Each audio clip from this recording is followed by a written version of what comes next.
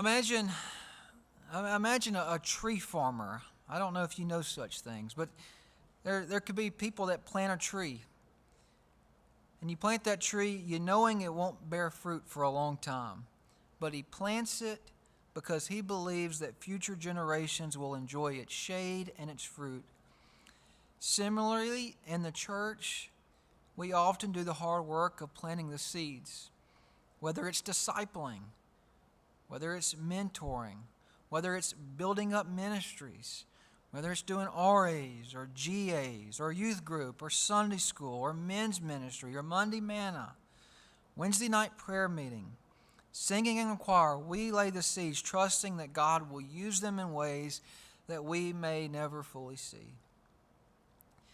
As believers, we are called to serve faithfully even when we may not see the results. Whether it's serving in a church ministry, raising children, sharing the gospel with others, our work has value beyond our years. And we may be preparing the ground for others to build on. Think about areas in your life where you can serve God faithfully, even though you may not see the full impact. A lot of us, we're only willing to work if we see the results. That's an American mindset, but a kingdom mindset is being willing to build the foundation for future generations, even if we don't see the immediate fruit from it. Planning for a future, preparing the future generation. Second truth, faithfulness in planning for God's work means doing it even if we don't see its completion. It's pretty incredible. David's preparations for the temple, they were extensive, even though he wouldn't be the one to build it.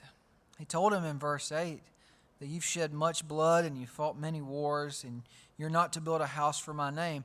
Yet David could have heard that and he could have went to the house and said, good luck, my son.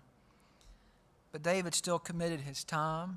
He still committed his resources and his energy to laying the groundwork. He was faithful in doing what he could, even though the final result would not be his to witness. This reveals a crucial principle of the Christian life. Faithfulness is not about achieving results. Let me say that again. Faithfulness is not about achieving results. That's hard for me to know as a pastor. My responsibility is to give God my best and to trust Him with the rest. It's about obedience to God's call. The completion of a project, whether it's a church building or a personal call, is not the ultimate measure of success. God values our obedience and our faithfulness to His work, regardless of when, how, or by whom the work is completed. We see this today in construction. Sometimes workers constructing a building, when we do go to Honduras, that's a good example. We left it, it's got wires for electricity. I may never see that house have electricity. One person may lay the foundation, another might do the plumbing, someone else might do the final coat of paint. Each worker plays a vital part, but none of them necessarily get to admire the final structure. Yet their contribution is essential, and the building would not stand without their faithful work. In our own lives, we often feel discouraged if we don't see the end results of our efforts. However, our calling is to be faithful in the tasks that God assigns to us, regardless of whether we are the ones who gets to see the finished work. Are there areas in your life where you are discouraged because you don't see the end result? If you think about it, there probably is. There's things in our life that we get impatient on. It might be that prodigal you've been praying for years, and the truth is you may not see that person come to Christ. But you can trust that God sees your faithfulness, and He will use your labor, even if you don't see the full fruit that comes with it before you're gone. Third point, trusting that God uses our sacrifices for His glory, even in ways we don't understand. David gave generously and sacrificially to the temple project. He didn't just plan the temple. That would have been pretty good. But he also gave personally. He gave of his own wealth and his own resources. Even though David wouldn't live to see the temple completed, he trusted that his sacrifice would contribute to God's glory.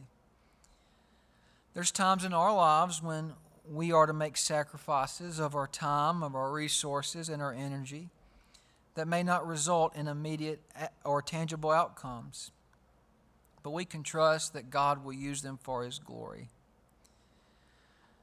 God's kingdom works in ways that transcend our understanding.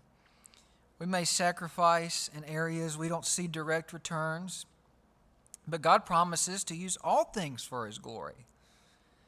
David's willingness to give generously for something he would never personally benefit from is an act of worship and trusting in God's eternal plan. This example reminds us that God sees our sacrifices and He is able to use them according to His purposes. This is the week of prayer for Annie Armstrong. We give to this offering and we give to it sacrificially, we give to it in faith, but the truth is we don't really know what the outcome of our offering will be. We'll never get to see the fruits on this side of heaven from giving to this offering. We can hear stories, but we don't know specifically how God uses it. And when you think about it, missionaries, they give up their comfort, they give up their security, they give up their close proximity to family to spread the gospel in unreached areas, and many of them never ever see the fruit of their labor in their lifetime. But they do it because they're called, they trust that their sacrifices will be used by God to build His kingdom. Much like David's preparation for the temple, these missionaries' sacrifice will lead to a work that will long outlast their lives. Are you willing to give sacrificially even if you don't see the immediate results?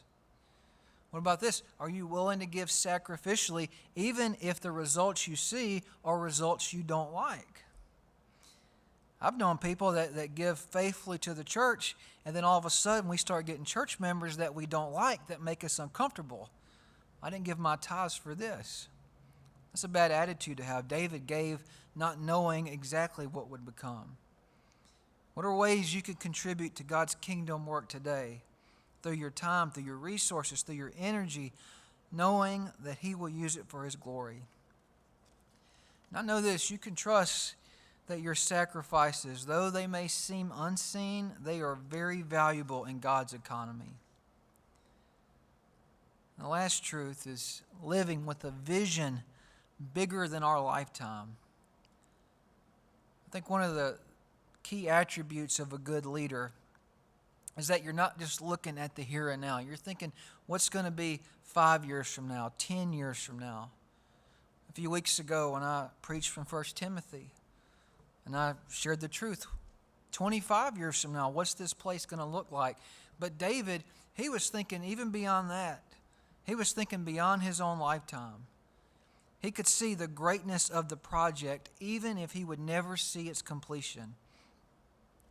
This speaks to our need to live with a vision that goes beyond our immediate circumstances and considers the impact they can have on future generations. Far too often we're caught up in the present, right now. The Bible calls us to live with an eternal perspective. The sacrifices we make today, the work we do for God's kingdom, and the example we set can have an impact that extends far beyond our own lives.